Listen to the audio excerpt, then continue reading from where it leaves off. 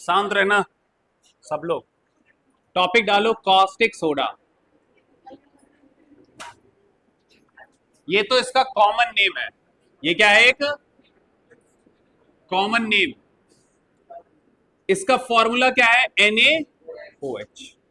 This is the chemical formula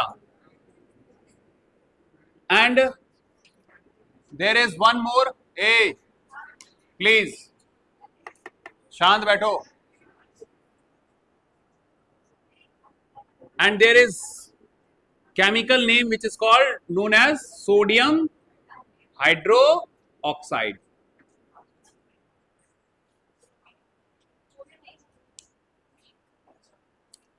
It is a strong base. कैसा है ये? Strong base है। ये बनता कैसे है? तो हम लोग इसका पहले पढ़ेंगे manufacture. Manufacture of NaOH। Caustic soda बनता कैसे है? हो गया? अब तुम लोग ही डिस्ट्रीब्यूट कर लो। इधर आगे। अच्छा ठीक है। इधर अनाया, सॉरी दिव्या चाहिए। चलो जी।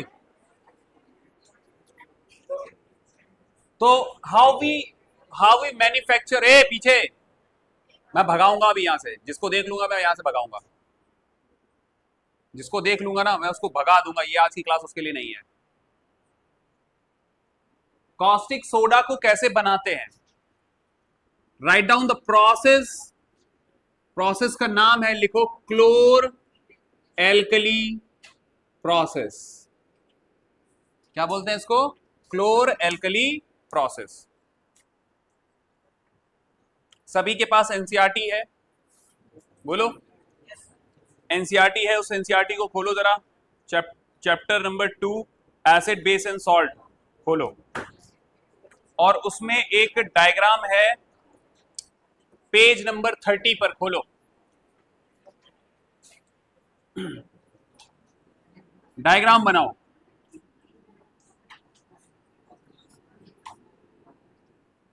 And write down. This is very very important. यहां से क्वेश्चन आएगा।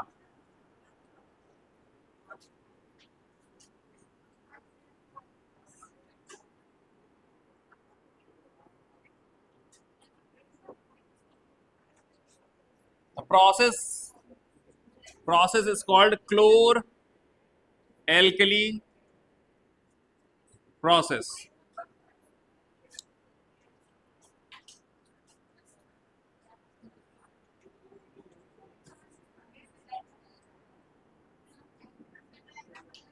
हाँ डायग्राम बनाना है।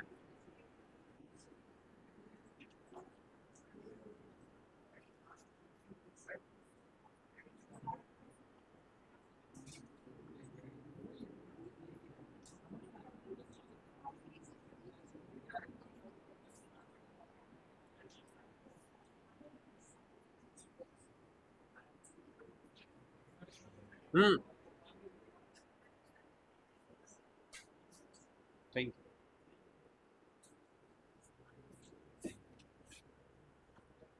बोलो। So for making the caustic soda we need a solution called brine. क्या चाहिए होगा हमें? brine. So what is the meaning of this brine? Brine is the solution of NaCl plus water, या फिर बोलेंगे NaCl प्लस H2O। तो जो घोल बनाया जाएगा उसको हमको क्या बोलते हैं? उसको ब्राइन। पानी लिया और उसमें नमक डाल के उसको मिलाया तो it will become brine. It will become a brine. That is a mixture of sodium chloride and water. हाँ कपड़ा मैं कहां से दूं?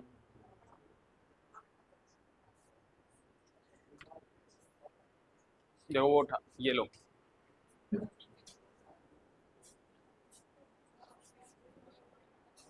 हाँ धो लेना था।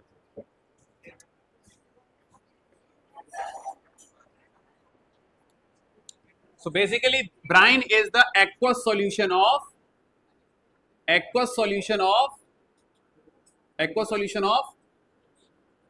Sodium chloride.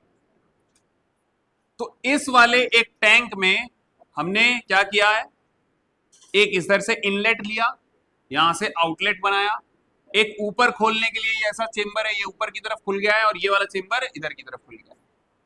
तो यहां से ब्राइन को पास करेंगे, इनलेट में ब्राइन सॉल्यूशन डाला, ब्राइन डाला। अच्छा, यहां पर एक ये इलेक्ट्रोड है, एक यहां पर इलेक्ट्रोड है, इस वाले को हम लोग बोलेंगे एनोड। क्या बोलेंगे? एनोड। पॉजिटिव वाला क्या बोला जाता है? एनोड। नेगेटिव वाले को क्या बोलते हैं? कैथोड। इलेक्ट्रिसिटी तुम पास करोगे किसमें? ब्राइन सॉल्यूशन में। किसमें? ब्राइन सॉल्यूशन में क्या पास करें हमने? इलेक्ट्रिसिटी। तो होगा क्या, इसके अंदर जो नेगेटिव आयंस होंगे वो पॉजिटिव साइड जो इलेक्ट्रोड है उसकी तरफ जाएंगे। अब नेगेटिव कौन कौन से होंगे जरा ध्यान से देखो, Cl minus and OH minus. क्या होगा? Cl minus and OH minus. और जो पॉजिटिव वाले होंगे वो किधर की तरफ जाएंगे आयंस? नेगेटिव वाले इलेक्ट्रोड की तरफ। पॉजिटिव में आ जाएगा H plus and Na plus. बोलो क्लियर हुआ ये? तो अब ध्यान से सुनो, जो नेगेटिव वाला है कैथोड, उस तरफ कौन से आयंस जा रहे हैं? पॉजिटिव आयंस, H प्लस जा रहा होगा। तो यहां पर कैथोड की तरफ एक गैस रिलीज होगी जिसको हम लोग बोलते हैं हाइड्रोजन गैस। आ गई बात समझ में? इधर की तरफ क्लोरीन के आयंस आ रहे होंगे तो इधर पर एक गैस रिलीज होगी, कौन सी? Cl minus. बोलो कौन सी होगी? Cl minus.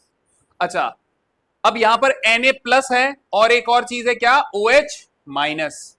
बोलो, ये दो जो आयंस होंगे वो आपस में आयनिक बॉन्ड बना के क्या यहां से एक हमें सब्सटेंस मिलेगा जिसका नाम क्या है? NaOH। Na plus OH minus combined होके इधर से क्या निकलेगा? तो यहां से हम डाल रहे हैं इस टैंक में ब्राइन सॉल्यूशन, इधर से क्या मिल रहा है? NaOH। This is known as caustic soda. आई बात समझ में?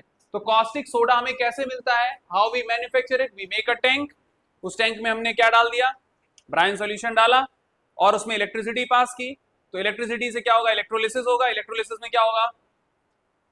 H plus and OH minus होगा और Na plus and Cl minus अलग अलग होंगे, और उसमें Cl माइनस के जो आयंस हैं वो इधर पर Cl माइनस H प्लस, यहां से क्लोरीन के जो आयंस हैं वो उनको इलेक्ट्रॉन मिलेगा और फिर वो क्या बनेगी? यहां पर एक, यहां पे क्या बनेगी? Gas, Cl2 gas. वो एनोड की तरफ जाएंगे, एनोड वाले आउटलेट से निकलेगी गैस। और जो प्लस वाले की तरफ, सॉरी नेगेटिव वाले की तरफ जो जा रहे थे H प्लस आयंस, तो H2 गैस किधर निकलेगी? इस साइड। अभी पूरा मैकेनिज्म समझाऊंगी अंदर होता क्या है, कैथोड पर क्या होगा, एनोड पर क्या होगा। ठीक है, बट ये चीज समझ लिया ना कि ब्राइन सॉल्यूशन डालेंगे, एक तरफ हमें क्लोरीन मिलेगी, एक तरफ हमको H2 गैस मिलेगी, और आउटलेट में क्या मिलेगा? Caustic soda. अच्छा, यहां पर जो ये H2 मिल रही है, याद रखना ये H2, कुछ बच्चे इधर मार्क कर देते हैं, कुछ इधर मार्क कर देते हैं। याद रखना H प्लस आयन किधर जा रहे थे? नेगेटिव की तरफ जा रहे थे, तो वहीं पर H2 गैस निकलेगी। क्लोरीन वाले जो होंगे नेगेटिव आयंस, वो किधर जाएंगे? पॉजिटिव की तरफ, तो वहां पर कौन सी गैस निकलेगी? कौन सी गैस निकलेगी? Cl। बोलो समझ में आ गया यहां तक? चलो ये डायग्राम बना लो। अब हम लोग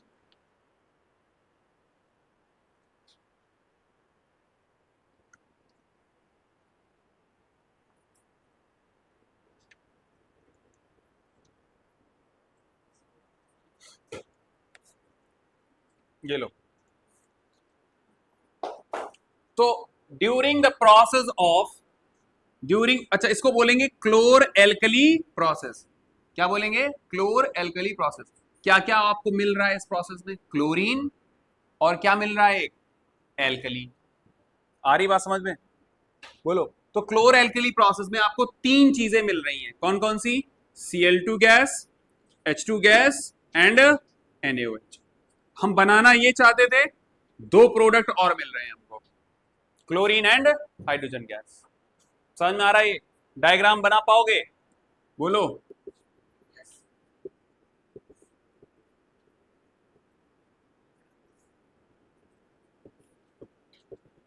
अब देखो यहां पर क्या प्रोसेस हो रही होगी, जरा ये देखते हैं।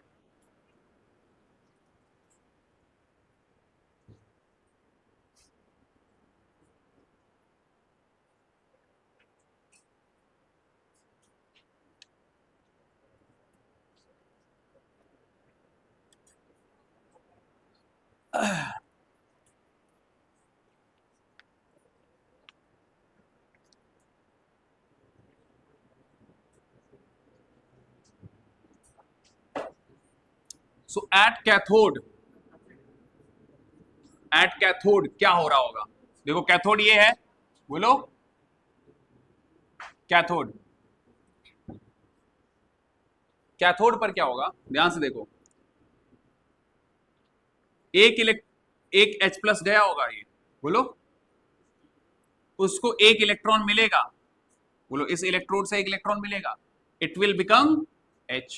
बोलो H प्लस आयन, इसने तो एक इलेक्ट्रॉन दे दिया ना, आयनाइज हो गया है, इसको एक इलेक्ट्रॉन मिलेगा कहां से, इस इलेक्ट्रोड से, क्या बन जाएगा H। और इसी तरीके के अगर H और H मिल जाएंगे तो क्या बन जाएगी वहां पर H2 गैस। तो इस वाले कैथोड वाले से ये जो ये आउटलेट है, इधर से क्या निकल रही होगी H2 गैस।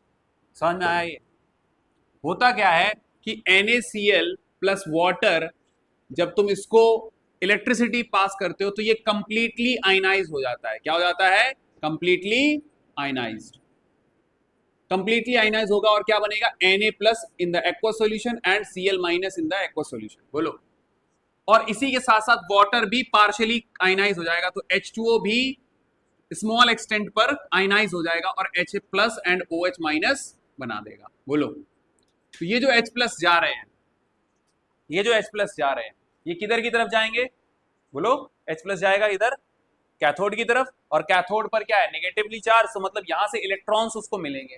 बोलो, हाइड्रोजन H प्लस आयन को इलेक्ट्रॉन मिलेगा और क्या बन जाएगा, हाइड्रोजन एटम, और इसी तरीके के हाइड्रोजन दो एटम कंबाइन होकर क्या बना लेंगे, H2 गैस, और वही H2 गैस यहां पर मिल रही होगी। समझ में आ रहा है ये? अच्छा, इसके बाद एक और है यहां पर, एक और चीज है, एक और इलेक्ट्रोड है जिसको हम लोग क्या बोलते हैं यहाँ पे, एनोड। तो एनोड पर क्या हो रहा होगा, एनोड पर कौन से आ रहे हैं आयंस, नेगेटिवली चार्ज, ये बोलो, समझ में आ रहा है? अच्छा, तो ये एनोड पर अपना एक इलेक्ट्रॉन जो ले रखा था वो इसको दे देगा, निकल जाएगा, एक इलेक्ट्रॉन इसको दे देगा, प्लस को दे दिया, तो यहां पर Cl प्लस Cl दो इस तरीके के मिलके क्या बना लेंगे, क्लोरीन गैस। समझ में आया ये? तो कैथोड पर ये रिएक्शन होगी, H बनेगा, एनोड पर क्या होगा, ये क्लोरीन जो है इसने अपना एनोड को अपना एक इलेक्ट्रॉन दे दिया, तो अब यहां पर क्लोरीन एटम बचेगा, और वही उस टाइप के दो क्लोरीन एटम मिलके क्या बना लेंगे, Cl2 गैस। समझ में आया? नहीं आया? हाँ, एनोड की तरफ जा रहा है,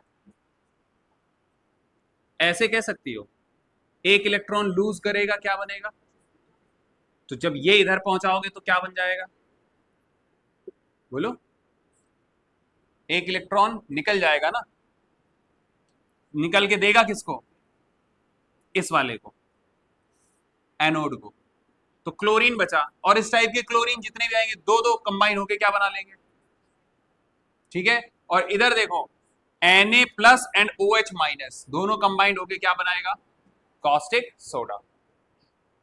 इस प्रोसेस को क्या कहते हैं, क्या कहते हैं, क्लोर एल्कली प्रोसेस।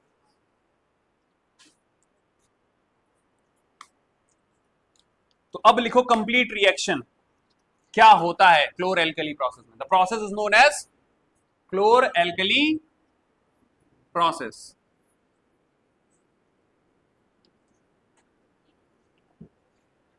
तो caustic soda is formed by chlor alkali process जिसमें NaCl प्लस वाटर का मिक्सचर, जो कि क्या बोला जाता है, ब्राइन, इसमें हम क्या पास करेंगे, इलेक्ट्रिसिटी। बोलो, या फिर हम बात करें कि लिख दें कि इलेक्ट्रोलिसिस करेंगे, इलेक्ट्रोलिसिस करेंगे तो हमको मिलेगा NaOH plus Cl2 plus H2, दो गैस और ये एक्वस, इसको बोलते हैं सोडियम हाइड्रो ऑक्साइड और we can say caustic soda. This is chlorine gas and this is hydrogen gas. तो मैंने आपको जब पढ़ाया था कॉमन सॉल्ट, तो मैंने बताया था आपको कि NaCl जो कॉमन सॉल्ट है, it is a raw material for the other chemicals. तो इस केमिकल को बनाने के लिए हमें ये एक रॉ मटेरियल चाहिए था. आ रही बात समझ में? चलो. So we got 3 product during this process. Chlor alkali process में 3 प्रोडक्ट मिले. नंबर 1 लिखो हाइड्रोजन गैस. इसका यूज क्या क्या है? हाइड्रोजन गैस का यूज क्या क्या है? नंबर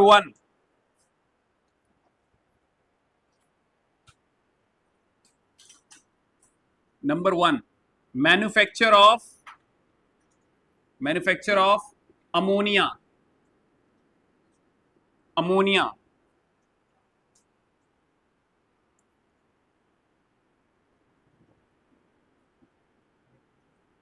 और इस अमोनिया का हम फर्दर आगे यूज करते हैं and further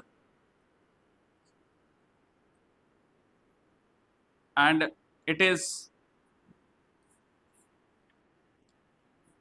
it is further used in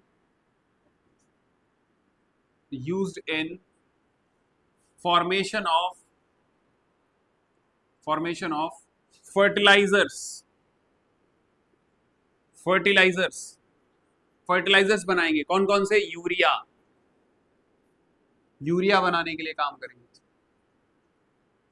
hydrogen gas ammonia बनाएंगे तो NH3 बनाने के लिए आपको क्या चाहिए होगी? Hydrogen gas. और फिर इसी NH3 से हम यूरिया फर्टिलाइजर बनाते हैं. अमोनियम सल्फेट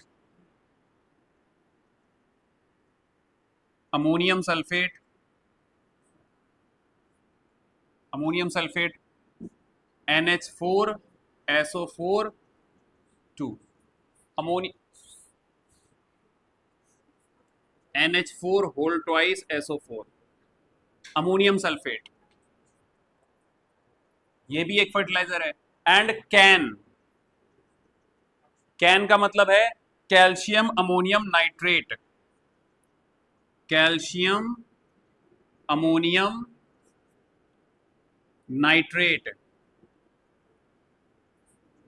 तो यहां अमोनिया वर्ड आया ना, अमोनियम.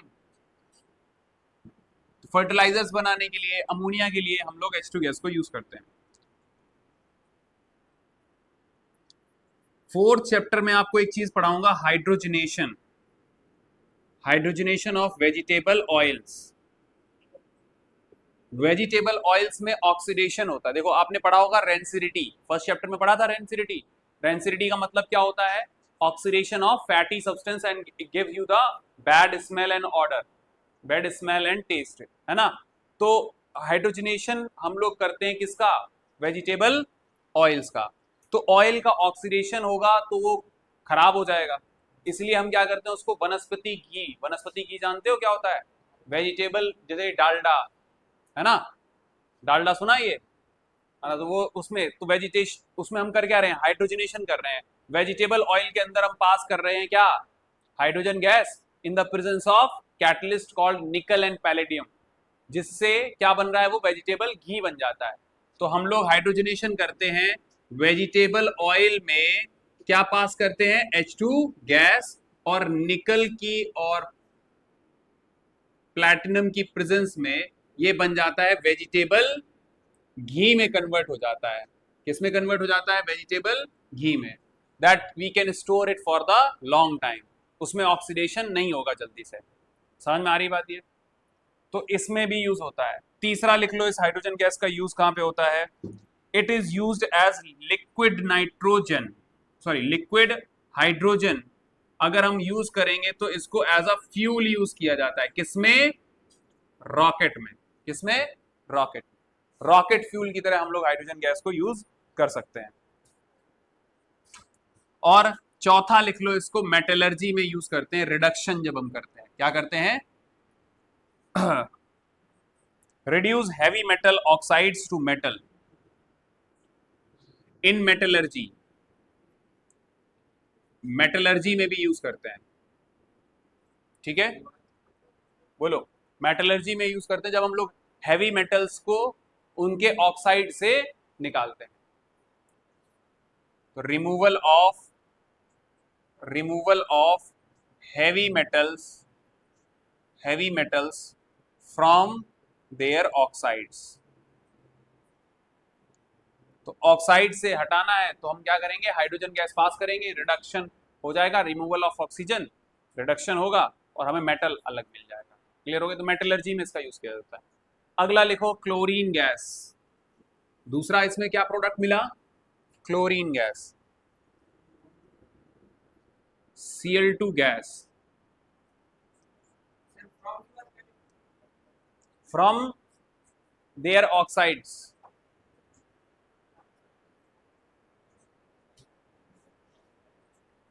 स्विमिंग पूल में गए हो कभी? तो स्विमिंग पूल को अब इतने सारे लोग उसमें नहा रहे हैं तो अपना जर्म्स बैक्टीरिया सब उसी में छोड़ रहे हैं और भी कुछ छोड़ रहे हैं, ठीक है? तो उस पानी को कैसा कर रहे हैं वो लोग?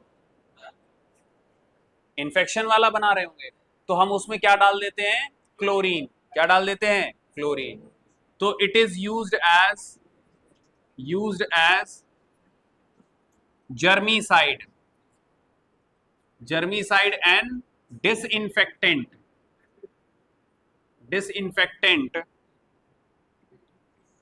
for sterilization of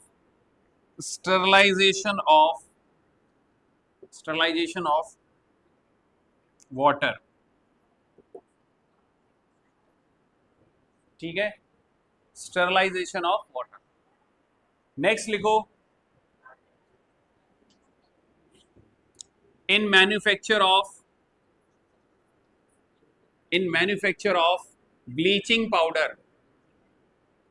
bleaching powder बनाना है तो हम इस क्लोरीन को यूज कर सकते हैं। क्लोरोफॉर्म बनाने में इसको यूज कर सकते हैं। HCl बनाने में यूज कर सकते हैं, हाइड्रोक्लोरिक एसिड। तो जो H2 गैस निकली थी, इधर H2 निकल रहा था, इधर Cl2 निकल रहा था, दोनों को अगर मिला दें तो हमको एक और चीज मिल जाएगी, क्या? Hydrochloric acid. HCl भी बना सकते हैं। And explosive like DDT।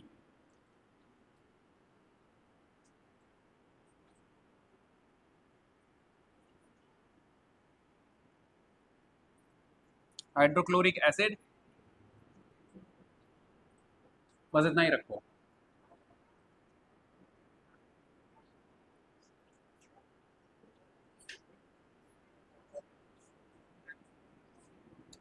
in manufacture of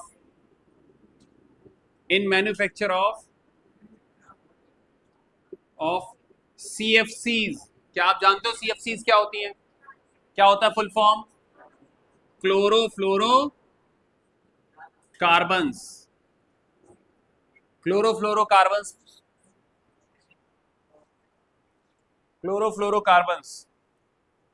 these CFCs are used as refrigerant। जो फ्रिज में जो ठंडा करने के लिए होता है ना, गैस भरी जाती है, उसमें CFC होती है। कौन सी होती है? CFC।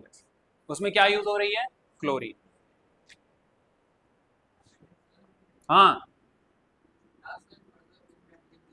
कौन सा? In removal of heavy metals from their oxides.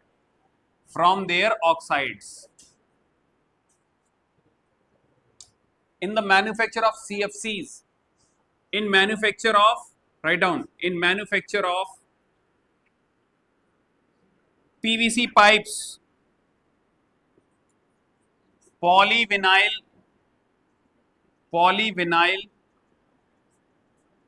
chloride, PVC pipes and shoe sole।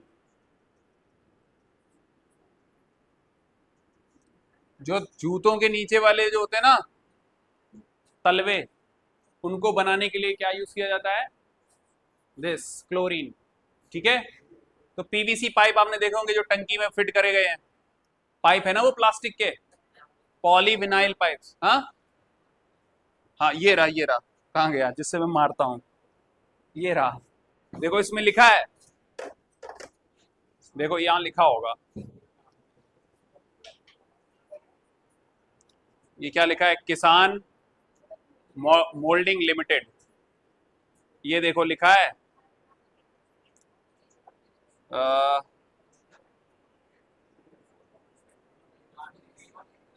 नहीं इसमें कहीं लिखा नहीं है, but this is PVC pipe, ठीक है।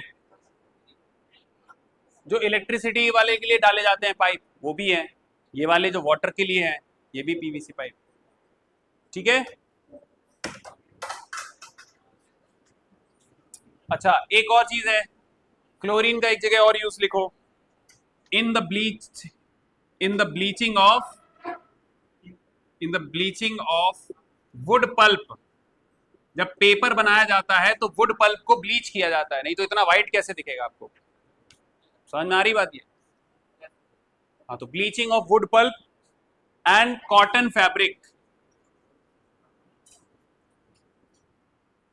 कॉटन फैब्रिक, इनको ब्लीच करने के लिए क्लोरीन को यूज किया जाता है। तो bleaching powder, obviously bleaching powder बनेगा और उसी ब्लीचिंग पाउडर से आप वुड पल्प को ब्लीच करोगे, ठीक है। अब लिखो uses of caustic soda, uses of caustic soda, जो आपका मेन, आपका जो कंपाउंड था कॉस्टिक सोडा, उसका क्या यूज है। Number 1, in the manufacture of, in the manufacture of soaps and detergents, soaps and detergents, soap और डिटर्जेंट को बनाने के लिए आपको क्या यूज करना पड़ेगा, कॉस्टिक सोडा NaOH, ठीक है। बेसिकली अभी आपको जब चैप्टर 4 पढ़ाऊंगा तो उसमें पर्टिकुलर टॉपिक है soap and detergent. Soaps are the sodium salt of long chain hydrocarbons, ठीक है। और ऐसे डिटर्जेंट्स में भी पोटेशियम एंड अमोनियम सॉल्ट्स होते हैं, ठीक है। तो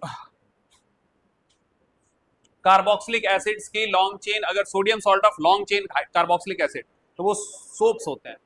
तो सोप्स और डिटर्जेंट को बनाने के लिए हमें क्या चाहिए होगा, कॉस्टिक सोडा। तभी तुम देखते हो कि जो सोप होता है वो थोड़ा सा स्लिपरी होता है, रीजन क्या है, क्योंकि उसमें क्या यूज किया गया है, कॉस्टिक सोडा।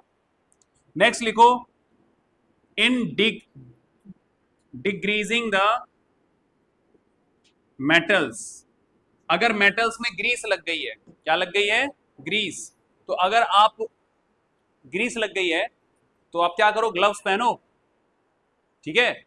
और या फिर सोप से, जो सोप होता है, सोप से अगर आप धुलते हो, अगर हाथ में ग्रीस लग जाए, आप कोई चेन वेन सही कर रहे थे तो देखो ग्रीस आसानी से छूटती नहीं है, लेकिन अब सोप में जब आप सोप यूज करते हो तो वो हाथ से निकल जाती है ग्रीस। तो इसका मतलब वही है कि अगर कोई मेटल में ग्रीस लग जाए तो आप कॉस्टिक सोडा डालोगे, कॉस्टिक सोडा में डिप कर दो, आराम से वो ग्रीस पूरी की पूरी छूट जाएगी। समझ में आ रहा है ये। तो डिग्रीजिंग में भी कॉस्टिक सोडा यूज होता है, पेपर इंडस्ट्री में यूज होता है। अगला लिखो, पेपर इंडस्ट्री में यूज होता है ये, पेपर इंडस्ट्री में, पेपर इंडस्ट्री में यूज होगा। आर्टिफिशियल फाइबर्स, अगर आपको आर्टिफिशियल फाइबर्स बनाने हैं like rayon etcetera, nylon, rayon, इनमें भी हम लोग कॉस्टिक सोडा को यूज करते हैं। डाइज, मैन्युफैक्चर ऑफ डाइज समझते हो, जो एक कलर कर रहे हैं ना आपके कपड़ों में, जो कलर बन रहा है, जैसे ये रेड कलर है, ब्लैक कलर है, वो ग्रीन कलर है, तो इनको कपड़ों को जो कलर करने के लिए डाइज होती हैं, उनमें भी क्या यूज होता है, कॉस्टिक सोडा, ठीक है। In petroleum refining, in petroleum refining हम क्या यूज करते हैं, कॉस्टिक सोडा।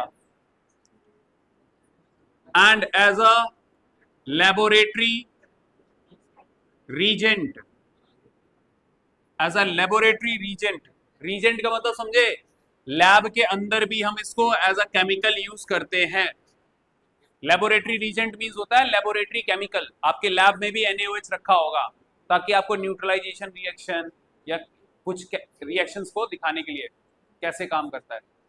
ठीक है, हो गया ये वाला टॉपिक खत्म। अब लिखो टॉपिक नेक्स्ट, ब्लीचिंग पाउडर।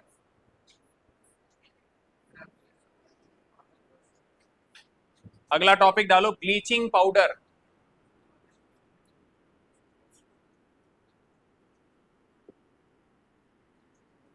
ये तो हो गया कॉमन नेम, इसका फॉर्मूला है CaOCl2। क्या है? CaOCl2 मतलब calcium oxy chloride. Calcium oxy chloride ये हो गया इसका केमिकल नेम,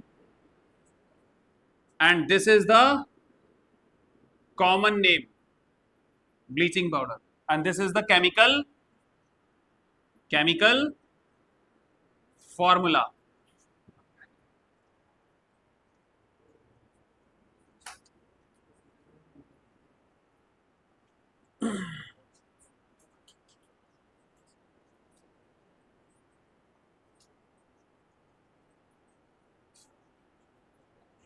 नाउ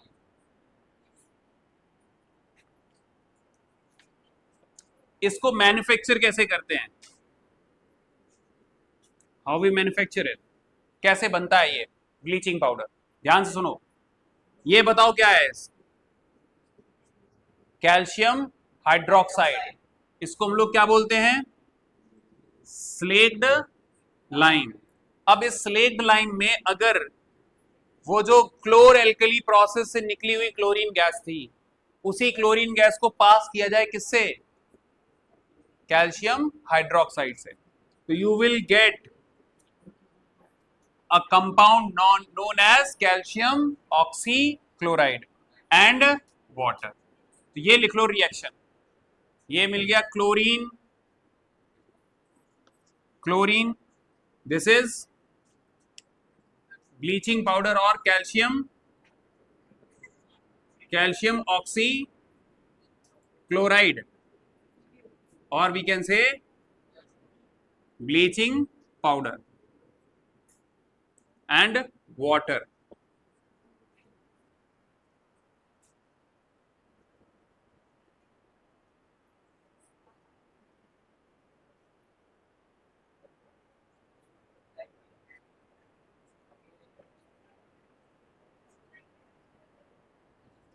अब इसकी हम लोग पढ़ेंगे प्रॉपर्टीज ब्लीचिंग पाउडर की। Write down properties of bleaching powder। Number 1, its color and state। Color and state, it is a yellowish white powder। कैसा होता है ये? येलोइश व्हाइट पाउडर होता है। दूसरा, what is the action in air, अगर आप एयर में ब्लीचिंग पाउडर रखोगे तो क्या होगा?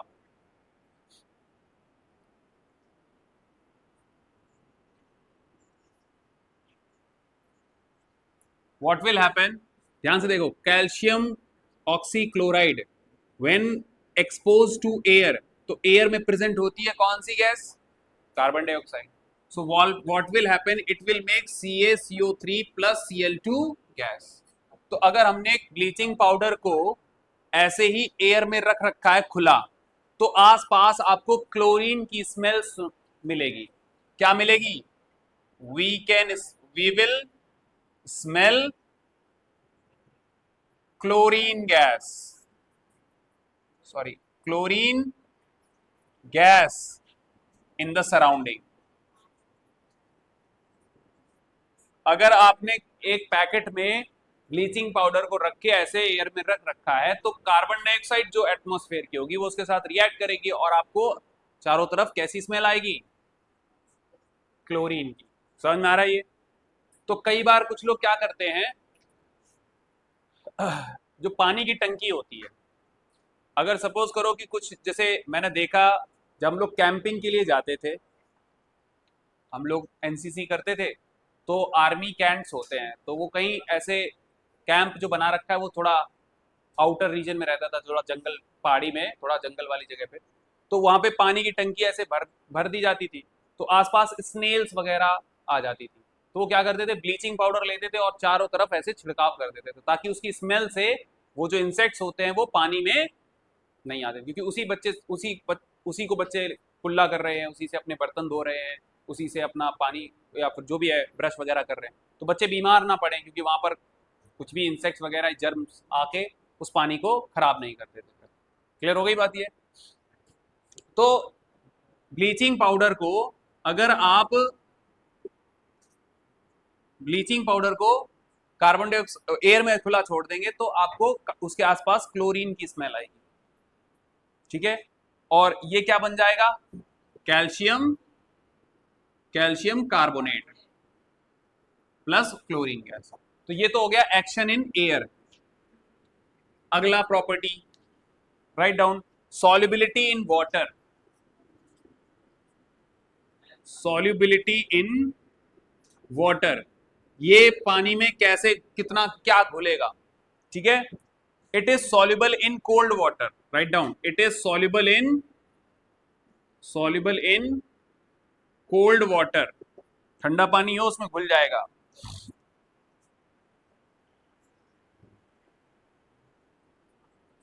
बट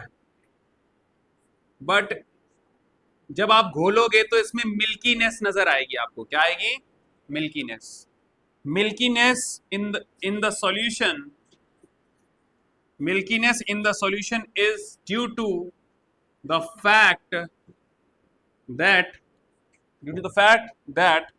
bleaching powder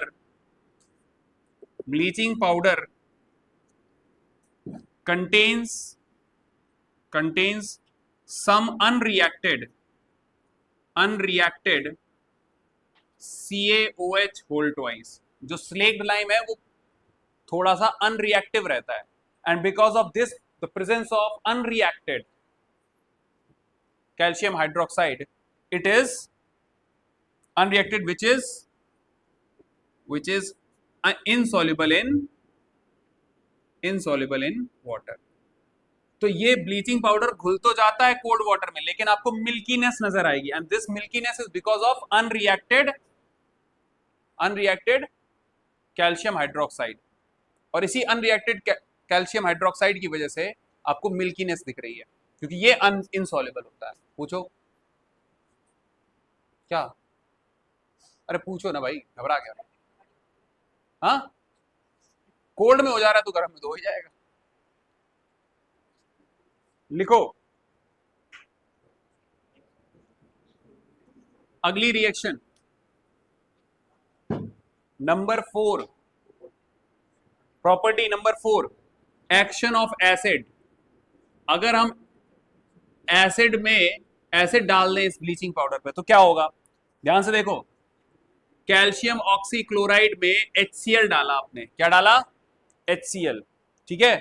तो बताओ क्या बनेगा, ध्यान से देखो, calcium chloride plus H2O plus Cl2, तो क्लोरीन गैस निकलेगी। सिमिलरली अगर कैल्शियम ऑक्सीक्लोराइड में H2SO4 डाला तो बनेगा calcium sulphate plus H2O plus chlorine gas. बोलो, ये बात समझ में आई?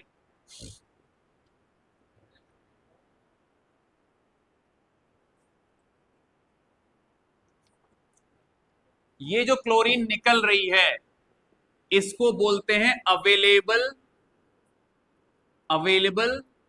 क्लोरीन। क्या बोलते हैं इसको, अवेलेबल क्लोरीन।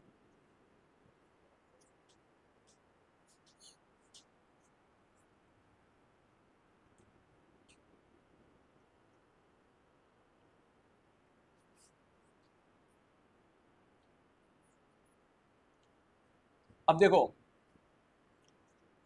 जो ब्लीचिंग पाउडर की कॉस्ट होती है वो डिपेंड करती है कि उसके अंदर अवेलेबल क्लोरीन कितनी। समझ में आ रही बात? ये greater the amount of available chlorine, bleaching powder will be most costlier. समझ में आ रही बात ये? तो इसकी प्राइस डिपेंड करती है किस पे, कि जब इसके अंदर क्लोरीन कितने मात्रा में अवेलेबल है, ठीक है। और अगर हमारे पास एक अच्छी क्वालिटी का ब्लीचिंग पाउडर है तो उसमें 34 to 38% क्या होती है, available chlorine. Available chlorine is 34 to 38%। And ये अगर इतने परसेंट में हमको क्लोरीन मिलती है तो इसी वजह से इसका प्राइस भी हाई होगा। समझ में आ रही बात ये? Greater the amount of available chlorine, more is the price of that bleaching powder. समझ में आ गई बात ये? और ये समझ में आ गया कि अब इस जब हम लोग किसी भी ब्लीचिंग पाउडर को किसी भी एसिड के साथ रिएक्ट करते हैं, हमको क्या मिलेगा, एक salt, water and chlorine gas. This chlorine gas is called available chlorine, and more the available chlorine in the bleaching powder, greater will be it's price. अब लिखो इसका यूज, ब्लीचिंग पाउडर का use. Write down the uses. Number 1, textile industry. Textile industry for bleaching linen and cotton. इनको bleach करने के लिए textile industry, जानते हो, कपड़ा उद्योग, तो कपड़े वगैरह बन रहे हैं ना। देखो फैक्ट्री में क्या, जैसे आपके रेडीमेड गारमेंट्स आते हैं तो उनके लिए कुछ कपड़ा जा रहा होगा ना, तो कपड़ा कहां से जा रहा होगा, जो कपड़ा बनाने वाली इंडस्ट्री होगी, टेक्सटाइल इंडस्ट्री, ठीक है। और अधिकांशतर तुम देखो ये बांग्लादेश, वियतनाम, ठीक है, these are some major source कि जहां पर हमको ये कॉटन और लेनिन के कपड़े बढ़िया अमाउंट में, वहां सस्ता पड़ता है, चीप पड़ता है। तो यूएस की बहुत सारी कंपनियां हैं जो वियतनाम और ये बांग्लादेश में स्टेब्लिश कर रखा है उन्होंने। वहां पर ये क्या करते हैं, चीप लेबर मिलता है और वहां पे textile industry easily export import वहां से आप कर सकते हो। तो बहुत सारी जो कंपनियां हैं वो इधर साइड अपना इस्टेब्लिश कर लेती हैं और इजीली वहां से कपड़े को बना के, फिर रेडीमेड गारमेंट्स बना के, फिर वो इधर पे अपने शोरूम्स में लगाते हैं। फिर उसकी कॉस्ट रखते हैं 5000, 4000, 6000। क्लियर है बात? जबकि उसी कपड़े को अगर आप नॉर्मल कपड़े लेके आप घर पे बनाओगे, जैसे अपने टेलर के पास दोगे जाके, तो सस्ता पड़ता है तुमको, है ना। वही अगर ब्रांडिंग वगैरह और जोड़ दोगे तो, हेलो, कोचिंग में 2 आएंगी। घर पे देखो खुलवा के, घर पे आप 2 बोतल रखवा देना। हाँ घर पे खाली रखी हुई है, घर पे एक रखी है, एक कोचिंग में ला दो आप।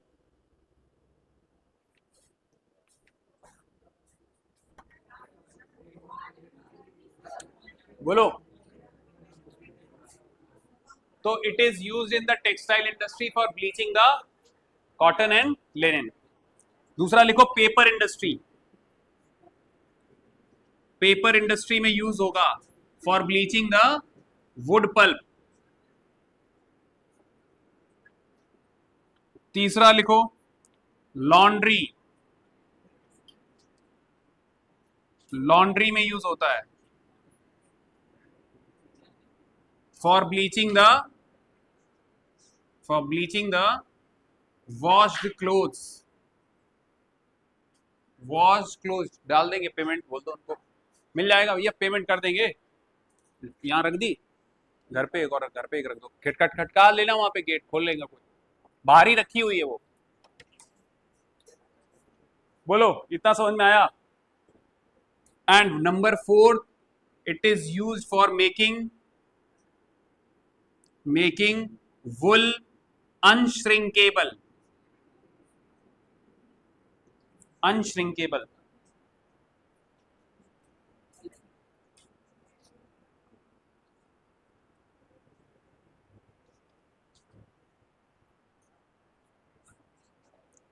फिफ्थ, इन मैन्युफैक्चर ऑफ, लिखो, in manufacture of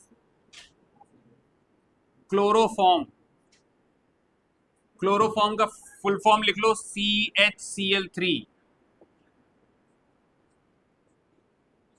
CHCl3।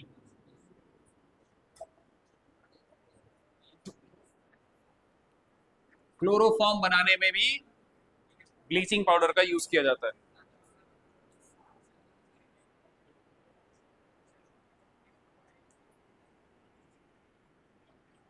Sixth, देखो जब हम लोग ब्लीचिंग पाउडर जो होता है, अगर हम एयर में रख देते हैं तो क्लोरीन निकलती रहती है, और हम ऐसे ही अगर एसिड में यूज करते हैं उसको तो भी वो क्लोरीन रिलीज करता है, अवेलेबल क्लोरीन जो होती है। और ये जो क्लोरीन निकल रही है, available chlorine, this this is used as disinfectant for the drinking water है उसको। तो कभी कभी आपने देखा होगा कि आपके जो वाटर कूलर है उसमें थोड़ी सी अजीब सी एक स्मेल आ रही है, वो किस लिए है? वो उसमें अंदर क्या डाला गया? हाँ, छिपकली गिर जाती है। छिपकली गिर गई थी। देखो, it is used as oxidising agent,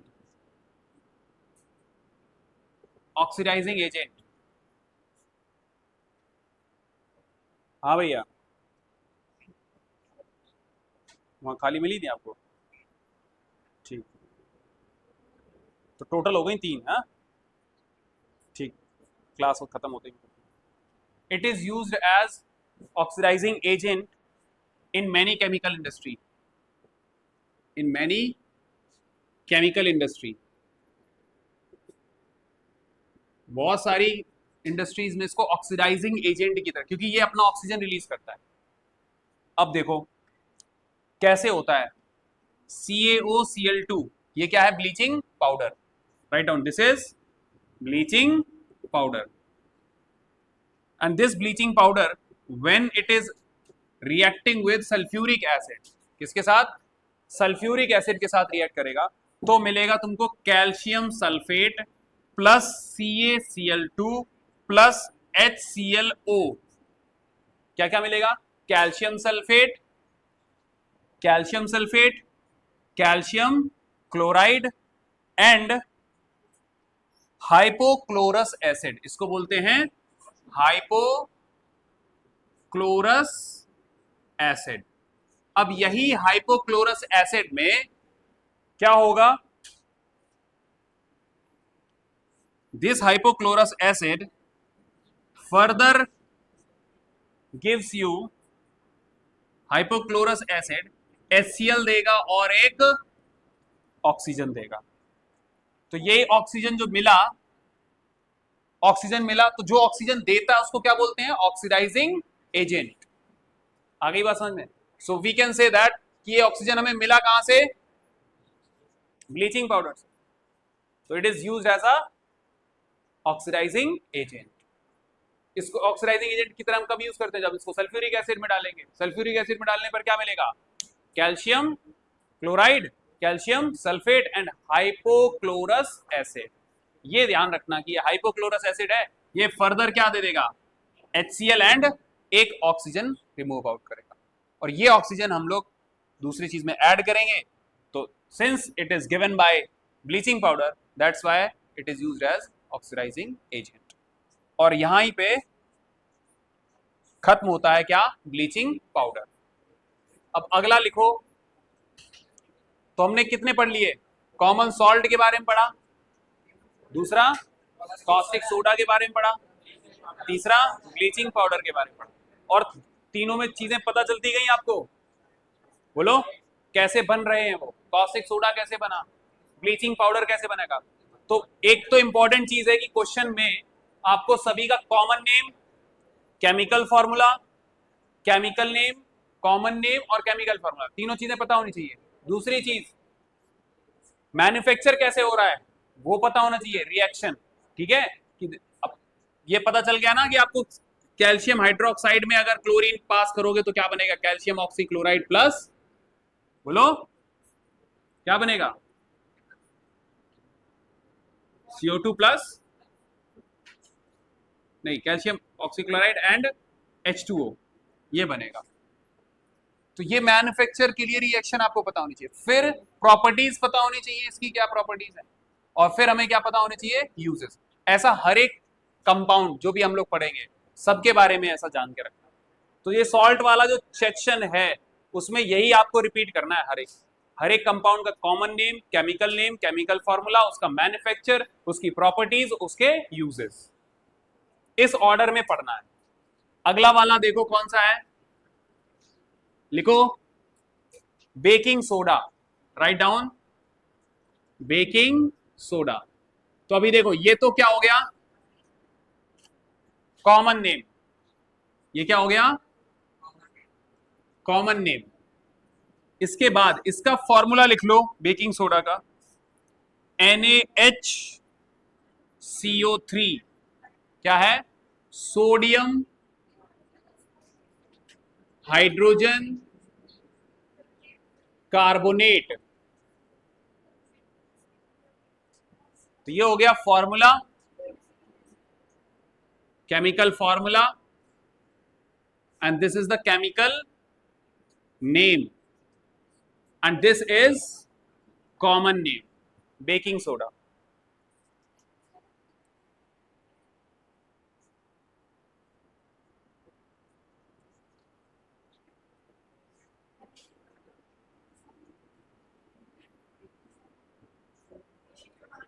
now आप लोगों ने सुना होगा कि पकोड़े वगैरह को बहुत ही थोड़ा क्रिस्पी बनाने के लिए हम लोग क्या करते हैं? बेकिंग पाउडर यूज करते हैं। क्या यूज करते हैं? Baking powder. तो बेकिंग पाउडर में जो मेन इंग्रेडिएंट है वो क्या है? बेकिंग सोडा और एक ईडेबल एसिड। Edible acid. अब ईडेबल एसिड क्या हो सकता है? जैसे हमारे पास है टार्टरिक एसिड। क्या है? Tartaric acid. और sometimes we use the lemon juice. क्या यूज कर लेते हैं? लेमन जूस या फिर विनेगर। ठीक है, तो ये ईडेबल एसिड्स हैं जो हम खाते हैं, अचार वगैरह में तो डालते हो ना विनेगर, और लेमन जूस और टार्टरिक एसिड। तो ये जो ईडेबल एसिड्स हैं when they are added to the baking soda, तो वो जो सब्सटेंस, जो कॉन्स्टिट्यूएंट बने, वो क्या, जो चीज बनेगी उसको क्या बोलते हैं? Baking powder. तो तुमसे पूछे what is baking powder? It is a mixture of baking soda and edible acid. और ईडेबल एसिड में आप लिख सकते हो ये टार्टरिक एसिड हो गया, लेमन जूस हो जाएगा। लेमन जूस में कौन सा होगा? Citric acid. ठीक है, विनेगर में कौन सा होगा? Acidic acid. क्लियर हुआ ये? तो अब सॉल्ट है भैया, सॉल्ट, ये सॉल्ट है। नहीं समझ में आया? हाँ, तो ये सॉल्ट कैसा सॉल्ट हुआ? ध्यान से सुनना, यहां NaOH रहा होगा, बोलो, और ये क्या रहा होगा? Carbonic acid. तो जो बनेगा वो क्या होगा? नहीं आया समझ? अगर मैं इसको स्प्लिट करता हूं तो तुमको रेडिकल मिलेंगे, बोलो। नेगेटिव जो होता है वो एसिड रेडिकल होता है, ये क्या होता है? बेसिक रेडिकल है। तो जो बेसिक है ये रेडिकल किससे आया होगा? सोडियम हाइड्रोक्साइड से, जो कि एक स्ट्रॉन्ग बेस है। आई बात समझ में? और ये जो मिला है आपको एसिड रेडिकल, ये मिला होगा कार्बोनिक एसिड से। कार्बोनिक एसिड एक वीक बेस है। तो जो ये सॉल्ट है वो बेसिक सॉल्ट है। और जब बेसिक सॉल्ट को आप रब करोगे जहां पर भी मधुमक्खी ने काट लिया था, तो होगा क्या? एसिड को न्यूट्रलाइज करेगा, तो आपको बर्निंग सेंसेशन नहीं होगी। क्लियर हुई बात ये?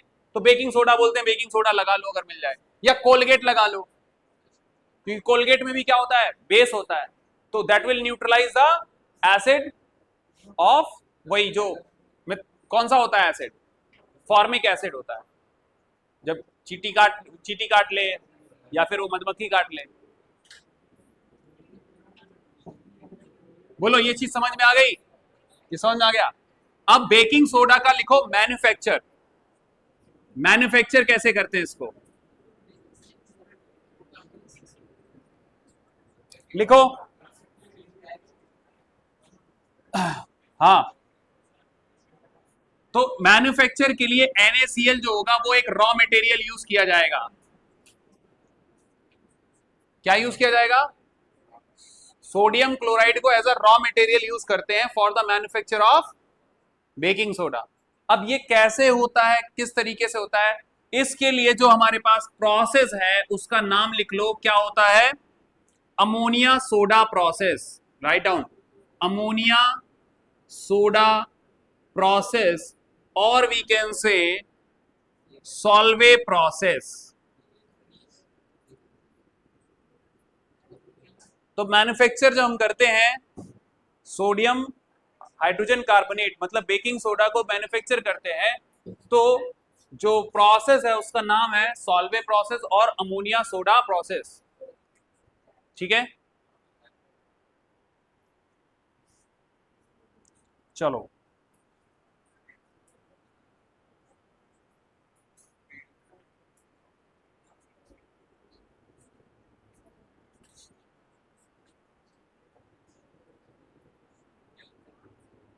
लिसन, अमोनिया सोडा प्रोसेस क्यों बोला गया इसको? देखो ध्यान से, दो रिएक्शन यहां पे दिख रहा हूं। अमोनिया, ये क्या है? अमोनिया H2O एंड CO2, ये मिलके बना देंगी अमोनियम हाइड्रोजन कार्बोनेट। क्या बना देंगी?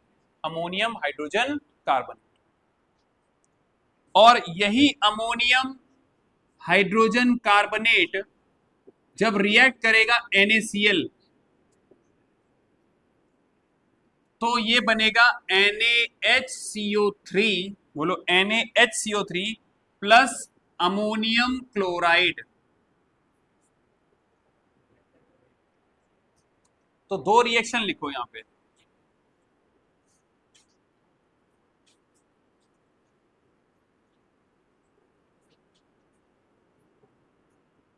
एक इसको 1 डाल दो, इसको 2 डाल दो। ध्यान से देखो, इन दोनों रिएक्शन को ऐड करो। क्या किया जाए? ऐड। तो इस तरफ वाला एक साइड लिख लो, उस तरफ वाला एक साइड लिख लो। देखो जरा, NH4 सॉरी पहला क्या है? Ammonia NH3 H2O plus CO2 plus NH4HCO3 plus NaCl। बोलो, this will give you NH4HCO3 plus NaHCO3 plus NH4Cl। बोलो, ये देखो ammonium hydrogen carbonate, ammonium hydrogen carbonate काट दो। काट दिया, दोनों रिएक्शन को आपने ऐड किया तो हमको कुछ एक चीज मिली यहां पर। ऐड करने के बाद क्या हुआ? नहीं आ रहा समझ में? दो रिएक्शन है, ammonia plus water plus carbon dioxide, क्या मिलेगा? Ammonium hydrogen carbonate. और यही अमोनियम हाइड्रोजन कार्बोनेट NaCl के साथ आप जब ऐड करोगे तो क्या बनेगा? Baking soda. ये क्या हो गया? Baking soda plus ammonium chloride. और दोनों जब ऐड करी तो ये देखो दोनों साइड आ रहा है, हटा दिया। इसका मतलब जो लेफ्ट ओवर ये चीजें हैं इनको एक साथ लिखो, ammonia plus carbon dioxide plus NaCl plus water. देखो, gives you NH4C ammonium chloride plus NaHCO3। जरा ध्यान से देखो, ये तो हो गया ब्राइन। बोलो, और ये क्या हो गया? अमोनिया। और ये सॉरी ये CO2 ये CO2 था and carbon dioxide. You see, ammonia carbon dioxide जब किस में मिक्स की जाएगी? ब्राइन में। तो ये दो रिएक्शंस होंगी। आ रही बात समझ में? और तुमको फाइनल प्रोडक्ट क्या मिलेगा? Ammonium chloride plus sodium hydrogen carbonate, and this sodium hydrogen carbonate is known as baking soda. मिल गया बेकिंग सोडा।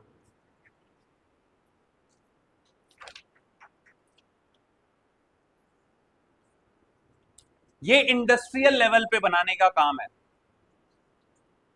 सॉल्वे प्रोसेस जो है ये इंडस्ट्री लेवल पे इस तरीके से हम लोग मैन्युफैक्चर करते हैं इसको, ठीक है।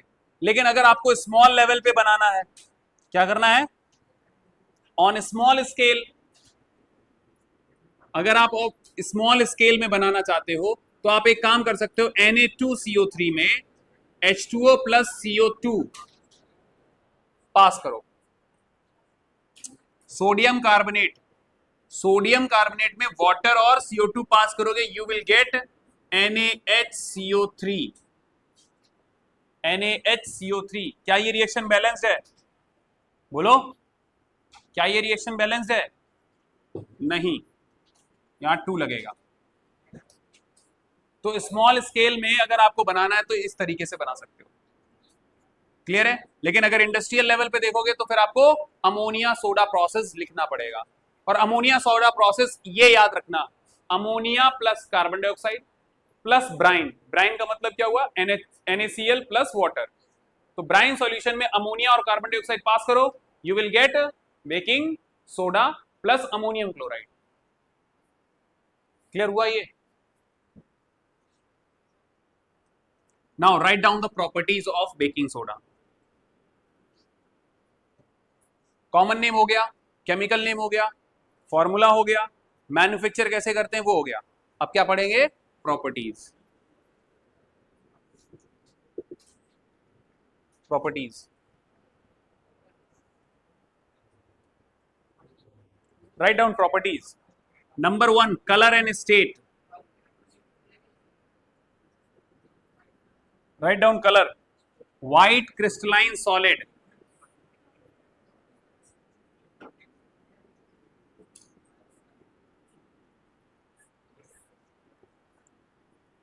एक्शन ऑफ एयर,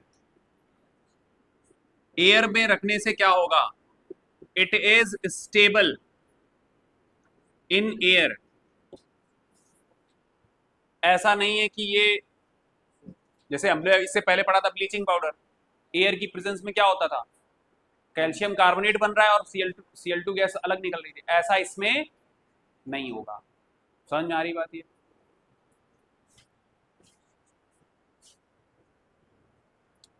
नंबर 3 लिखो, सॉल्युबिलिटी इन वाटर।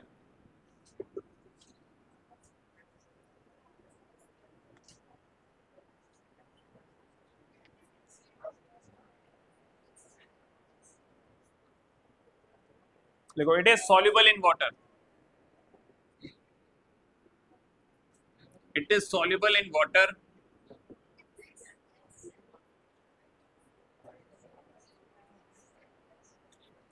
और जब हम लोग सॉल्ट हाइड्रोलिसिस करते हैं, सॉल्ट हाइड्रोलिसिस का मतलब है कि NaHCO3 और वाटर में डाला तो आपको मिलेगा NaOH प्लस H2CO3। देखो ये कैसा है, स्ट्रॉन्ग है, बेस है, और ये क्या है, वीक एसिड है। तो मतलब जो इसका अगर आप घोल बनाओगे, जो सॉल्यूशन बनेगा वो कैसे नेचर का होगा, कैसे नेचर का होगा, बेसिक। बेकिंग सोडा का जो सॉल्यूशन होता है वो कैसे नेचर का होगा, सॉल्युबल इन वाटर, एंड ये कैसा रहेगा, basic in nature. The solution will be, solution is basic in nature, solution is basic in nature। Basic in nature क्यों है, क्योंकि दिस, जब इसका सॉल्ट हाइड्रोलिसिस करोगे, मतलब सॉल्ट को वाटर में घोलोगे, बेकिंग सोडा को वाटर में घोलोगे, तो सॉल्ट हाइड्रोलिसिस पे आपको जो मिलेगा वो क्या है, strong base and weak acid. तो इम्पैक्ट ज्यादा किसका है, बेस का। That's why the solution is basic in nature. Clear हुआ ये? तो वही है ना कि अपने बेकिंग सोडा लिया, जहां मधुमक्खी ने काटा था वहां पे ऐसे रब कर लिया, 2 बूंद डाल ली, तो वहां पर क्या बन जाएगा, बेस। और बेस क्या करेगा, उसको neutralise. Now action of heat, अगर आप इसको हीट करते हो तो क्या होगा, नंबर 4 लिखो, एक्शन ऑफ हीट। NaHCO3 को आपने हीट किया, क्या किया, हीट, तो ये बनेगा Na2CO3 plus H2O plus CO2 plus CO2।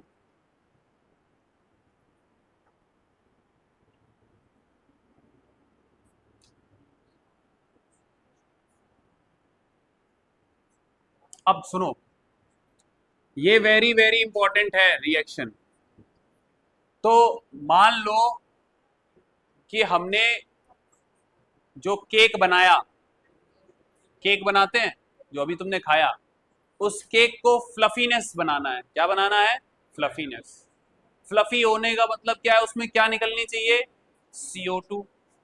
तो पहले हम डो तैयार करते हैं, वो आटा तैयार करेंगे, और आटा जब तैयार करेंगे तो उसके अंदर हम क्या डाल देंगे, थोड़ा सा क्या डाल देंगे, बेकिंग, बेकिंग पाउडर। क्या डालेंगे, बेकिंग पाउडर। बेकिंग पाउडर का जो उसका कॉन्स्टिट्यूएंट है, उसका कॉन्स्टिट्यूएंट क्या है, बेकिंग सोडा। बोलो, बेकिंग सोडा। और जब ये सोडा जब हीट होगा, अब वो जो आटा है आपने जो तैयार किया है, उसको जब आप ओवन में रखोगे और वो जब गर्म होगा, तो क्या बनेगा, सोडियम कार्बोनेट बनेगा। और क्या बनेगा, वाटर। और क्या बनेगा, CO2। तो जब ये CO2 बन के,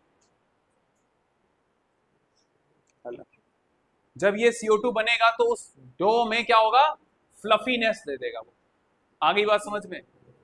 तो ये रिएक्शन बहुत ही इंपॉर्टेंट है, इसको याद रखना कि why we add baking powder in the pakora, या फिर हम ब्रेड बनाने में, या फिर हम कोई केक बनाने में क्यों यूज कर रहे हैं, क्योंकि जब वो हीट होता है तो वो CO2 रिलीज करता है, और यही CO2 जो रिलीज हुई है, make the cake fluffy and soft. Soft, बोलो समझ में आ गई बात, ये क्लियर हुआ ये, हाँ या ना, सबको समझ में आ रहा है। अच्छा, अगला लिखो, fifth case, action of acid. Fifth, action of acid. Heat करने पे भी पता चल गया, अब एसिड का क्या रोल है, ध्यान से देखो। अगर हमने NaHCO3 को एसिड में ऐड किया, HCl में ऐड किया, तो ध्यान से देखो क्या बनेगा, NaCl बनेगा, बोलो, प्लस H2O प्लस CO2, बोलो। और ये जो CO2 निकलेगी विद ब्रिस्क एफरवेसेंस, लिखो, with brisk effervescence. Brisk effervescence, जब तुम सोडा वाटर को, जैसे आपने देखा होगा, what is the meaning of this brisk effervescence, बहुत झाग देके, इसका मतलब समझे, झाग टाइप की निकलेगी। जैसे आपने कोका कोला की बोतल को ऐसे शेक करने के बाद आप छोड़ दो तो बहुत सारा झाग सा निकलता है, तो इसी तरीके से जब आप बेकिंग सोडा को HCl में डालोगे तो NaCl बनेगा, वाटर बनेगा, और जो ये CO2 गैस होगी वो बहुत ही झाग देके निकलेगी। क्लियर हो गई बात, ये ब्रिस्क एफरवेसेंस, क्लियर हुआ ये। तो हम लोग इस रिएक्शन को हम लोग यूज करते हैं किसमें, फायर एक्सटिंग्विशर्स में। किसमें, फायर एक्सटिंग्विशर्स में। तो जो ये पाउडर वाला जो रखा है, पीछे देखो, ये जो पाउडर वाला फायर एक्सटिंग्विशर रखा है, इसके अंदर अंदर भरा होगा पाउडर, आ रही बात समझ में, और अंदर एक लटकी होगी बॉटल, किसकी, एसिड की, और वो एसिड होगा सल्फ्यूरिक एसिड। तो वो सल्फ्यूरिक एसिड जब पाउडर पे गिरेगा तो क्या बनेगा, NaCl और H2O और CO2, और यही CO2 बाहर निकलेगी, और CO2 जहां कहीं गैस पे डालो, उस पे आग पे डालोगे बुझ जाएगी, क्योंकि CO2 क्या करेगी, ऑक्सीजन का कांटेक्ट खत्म कर देगी और फ्लेम। हाँ, प्रैक्टिकल करके दिखाएं, करेंगे पहले, आग तो लगाएंगे।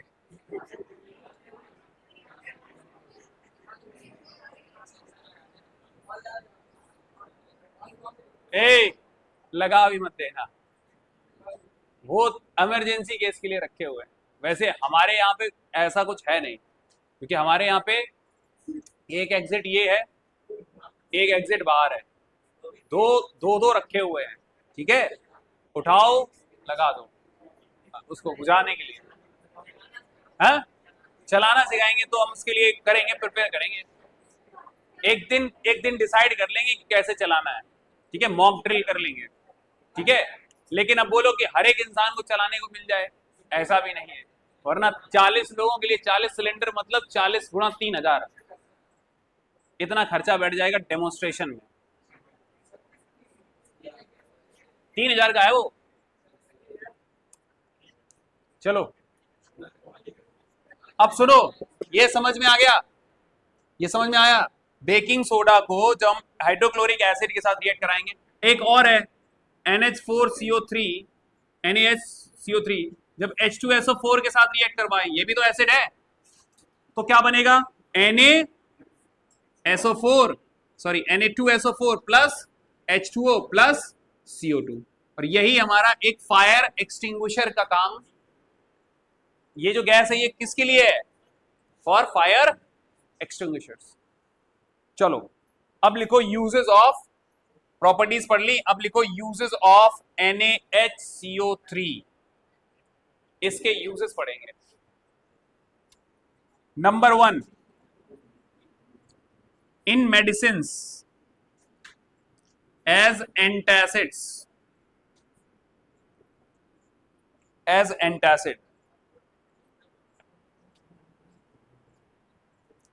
तो जो हमारे पास एंटासिड्स जो मेडिसिन हैं, सिरप वगैरह आपने देखे होंगे, उनके अंदर एक सोडियम हाइड्रोजन कार्बोनेट को एज अ इंग्रेडिएंट यूज किया जाता है, क्योंकि that is basic in nature और ये माइल्ड बेस का काम करता है, तो आपके अंदर जो भी एसिडिटी हो रही होगी उसको कम कर देगा। क्लियर है, एक तो इसको मेडिसिनल यूज हो गया, ठीक है। दूसरा लिखो as additive in food and drinks, food and drinks में इसको एडिटिव की तरह यूज किया जाता है, ठीक है। अब इधर पर लिख लो कि इसको फूड के अंदर कहां यूज किया जा रहा है, बेकिंग सोडा को, तो baking soda is used as baking powder, इसमें लिख लो बेकिंग पाउडर। तो बेकिंग पाउडर में दो चीजें हैं, एक तो है बेकिंग सोडा प्लस क्या है, ईडिबल एसिड, बोलो ईडिबल एसिड। अब ये ईडिबल एसिड टार्ट्रिक एसिड हो सकता है, सिट्रिक एसिड हो सकता है, टार्ट्रिक एसिड या फिर सिट्रिक एसिड। सिट्रिक एसिड कहां से मिलेगा, वही नींबू निचोड़ दिया आपने, ठीक है, या फिर आपने टार्ट्रिक एसिड लिया थोड़ा सा डाल दिया, और ये बेकिंग सोडा मतलब NaHCO3, तो आपका बनेगा क्या, बेकिंग पाउडर। और यही बेकिंग पाउडर हम लोग यूज करते हैं किसमें, फॉर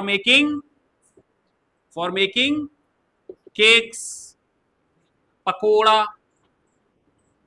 ठीक है, इन सबको।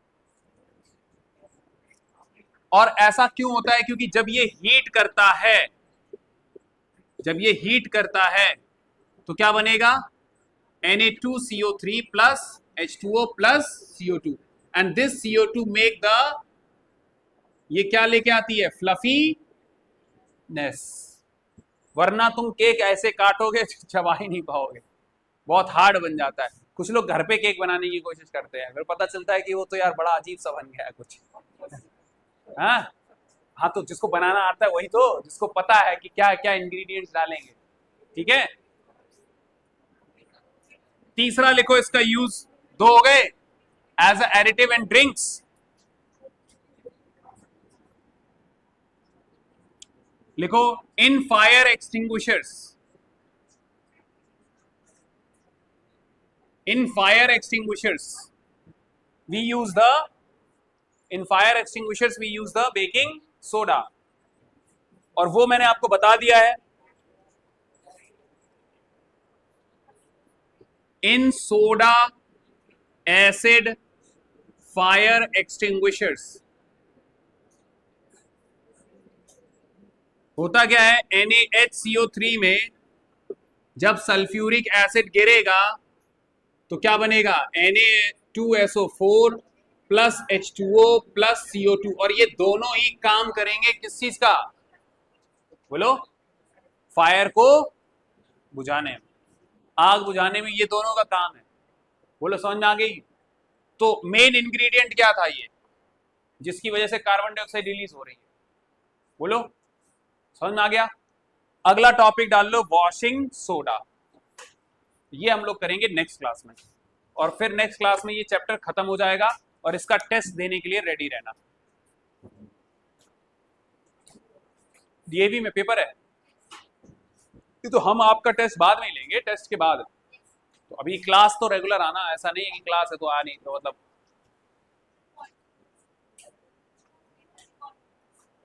कॉन्टिन्यूअस है। तो अभी आज तो मंडे है, 10 तारीख से है,